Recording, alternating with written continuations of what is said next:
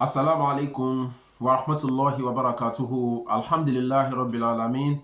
Wa salatu wa salam ala ashraf al-mursalin Sayyidina Muhammadin wa alihi wa sahabati ajma'in. Amma ba'd, fa inna asdaq al-hadith kalamullah wa ahsan al-huda huda Muhammadin sallallahu alayhi wa sallam wa sharra al-umuri muhdathatuha fa inna kulla muhdathatin bid'ah wa kulla bid'atin dalalah wa kulla dalalatin fi nar. Give thanks and adorations to Almighty Allah. We beseech His noble blessing upon the soul of Prophet Muhammad sallallahu alaihi wasallam, his household, his companions, and all the generality of Muslim till the day of resurrection. Inshallah, what we shall be looking at today is Ahkam al-Adhan wal-Iqama. It is the rulings regarding al-Adhan wal-Iqama.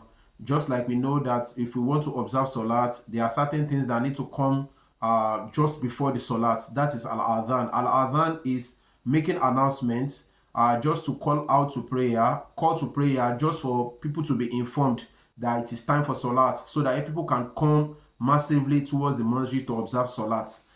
Scholars have differed about the rulings regarding Al-Adhan. Some said it's Sunnah to Mu'akkada, and we have some set of scholars who said Al-Adhan is Fardu Kifaya, yani idha qama bi ibadul muslimin sakata an al-baqin.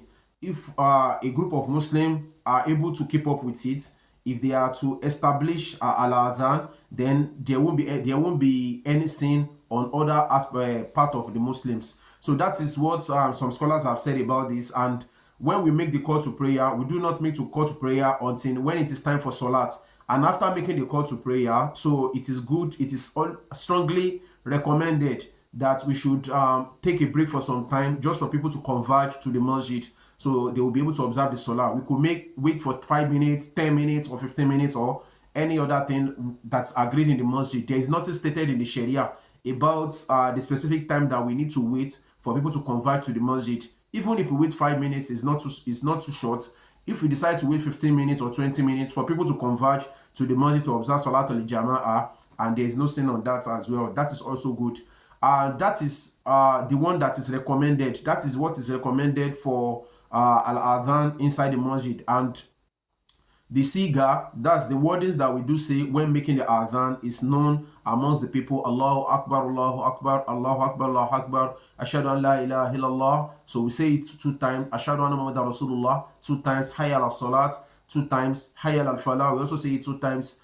Allahu Akbar, Allahu Akbar, La ilaha illallah. These are the siga. These are the wordings of making adhan. So if we make our adhan, like, it is good. What of somebody that is praying alone inside his house? Does he need to make adhan? The scholar said if the person lives in an area in which he can hear the call to prayer when the call to prayer is being made in the masjid, so the person is able to hear the call to prayer while in his home, then they say such a person, even if he misses that salat, we are talking of men now, not women, because for the women, la yushra lahunna al-adhan wal al-iqama. So it is not stated, it is not stipulated in Sharia for women to make adhan, and they don't make iqama as well. Either you are observing salat alone, or you are observing your salat in jama, as in for the female, they do not what, it is not recommended for them to make adhan. So it is adhan and iqama is meant specifically for the male Muslim.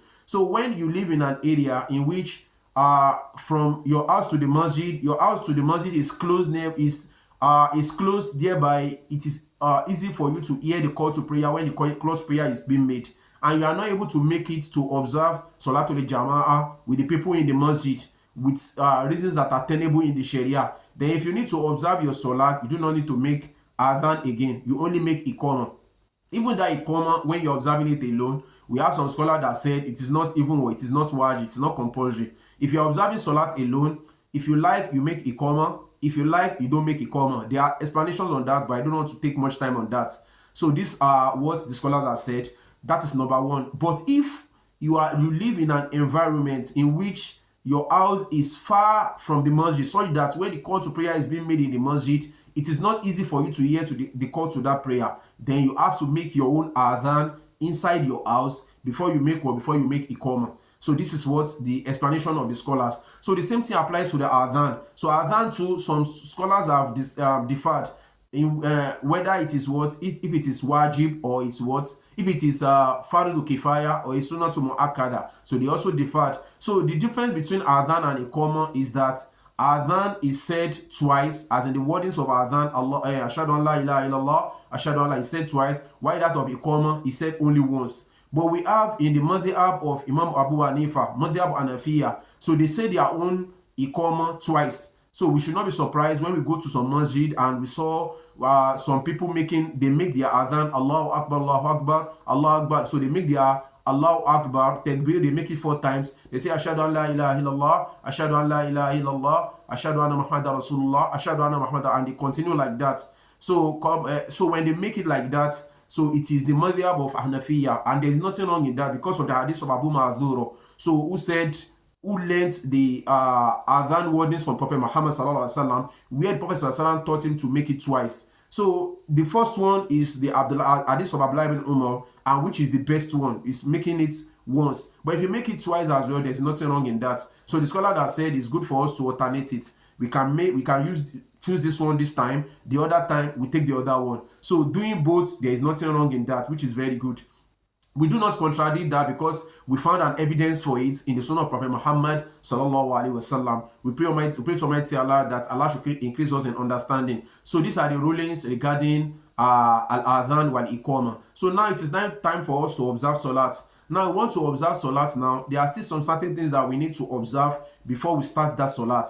We have made iqama, we have made adhan, we have made iqama. Sometimes because the salat we want to observe now, we have to observe it with maximum concentration. That's what Almighty Allah subhanahu wa ta'ala wants from it. That's why he said, Alladina hum fi salatihim khashi'un. In Suratul Mu'minun, Allah said, Alladina hum fi, those who observe their salat with full concentration, submitting themselves to Almighty Allah subhanahu wa ta'ala. So Allah does not want us to have any form of distraction when we are observing our salat. But before we are about to observe the salat, there are certain things that will come into play. Number one, somebody might be hungry and the food is being served. So what do you advise such a person? Do you have to eat the food first before going for the salat, or you need to go and observe your salat and come back to eat? So the Prophet sallallahu said, "La salata bi hadrat at-ta'am." He said there is no salat with the presence of food. So it means when the food is being served and you are hungry, then you forget about salat at that period. So you have to eat that food first. Now the scholars argued about la salat that the Prophet sallallahu mentioned in an hadith. We have the Zohiriya. They said what it indicates is that la salata means that if you observe that salat and your food is being served, you are hungry and you decide to go for salat and abandon the food, then that salat is invalid if you observe that. That is the view of the Zohiriya. But the Jumhur ulama, they say no. They say yunafi kamala salat. That just negates the completeness of that salat. It means that salat is not complete. It does not mean that it's not valid. The salat is still valid, but the person has made a mistake by doing what? By prioritizing salat over food. Even the Prophet sallallahu in another hadith, he said, "Idha wudi al-asha wa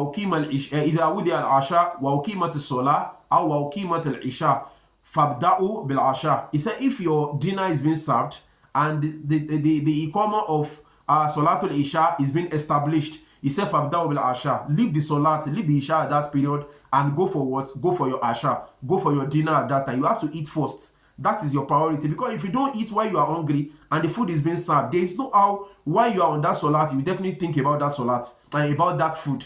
When you are on the salat, you will not concentrate. Your mind will be there. The Prophet now said, "Wala yudafiul akbathan." Also, if the person is being pushed away, is being distracted by two different things, and what are these things? Is al-bawl wal gait, that is urine and defecation. So it means if you feel like urinating while the time of salat has arrived, you have to leave salat that time and go and urinate first. The same thing applies to defecation as well. If you feel the urge to defecate, now sometimes somebody might feel the urge to urinate, but it has not gotten to a point. That's why they use, Professor San said, "Wala yudafiul akbathan." If it has not reached the point that maybe your bladder is full, so that even if you start observing the salat, the urine can start dropping while you are observing salat uncontrollably. Then if it has gotten to that point, you have to go and empty your bladder first before observing the salat. So now, if you want to observe Salat, if you feel like urinating, but you do not feel a strong urge for it, you can still observe Salat. Your Salat is still valid. But if you feel a strong urge, then you have to go and urinate first. Then the same thing applies to defecation as well. If you feel like defecating and it is time for Salat, you have to abandon that Salat that time. Said Abdullah ibn Umar, it was reported that Abdullah ibn Umar one day, yani yata'asha, he was having his dinner, wakana yasma'u sawta qira'at al-imam, and he was able to hear the recitation of the imam while the imam was what? Imam was observing Salat al-Isha for the people, and he did not attend. He prioritized his food first. So when you are hungry, please don't deceive yourself. Eat your food first before going for Salat. Now, what of if it falls at a period that the time of Salat is getting out of hand? So now, because now we are talking of awal waqti now observing the Salat, Prophet Sallallahu said, Khairul a'mal as-salatu fi awal waqti. The best amongst your days is for you to observe Salat as at the time the Salat sets in. That is the first time of the Salat.